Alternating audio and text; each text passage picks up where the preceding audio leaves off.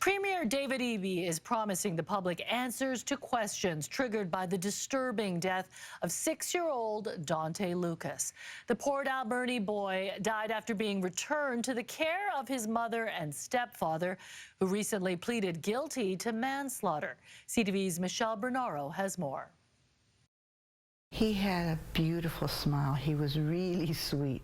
Though it's been nearly 6 years since Dontay Lucas died, one of his former foster mums still thinks of him often.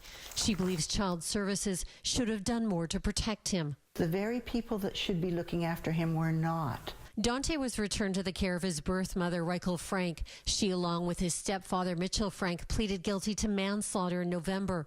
The system is broken, totally broken, and it needs to change so that our children are safe. CTV News asked if the Premier would support a public inquiry. For Dontay's case, we'll ensure that British Columbians get the answers they need, and in particular that we have the information we need to prevent any similar deaths from taking place. The representative for children and youth says while the case is before the courts, she can't do a public investigation, but she says a comprehensive review was done after Dontay's death and confirmed Child Services was contacted about concerns in the home. The community is right, the family is right. We need to make sure that the learning happens.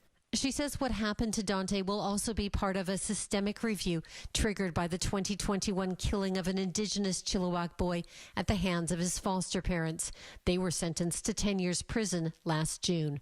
So we're taking a look at multiple stories, seeing what those patterns and themes are, identifying what are the opportunities to affect change in a system to prevent the critical injuries or deaths of other children.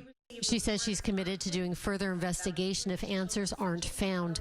Meanwhile, Rattan says during her 12 years as a foster parent, she saw other instances of children being wrongly returned to their parents. This child was given back to the parents. Within 2 days, both of these parents died of drug abuses, leaving this little child. She plans to raise her concerns when she meets with the children's representative this week. Michelle Bernaro, CTV News, Langley.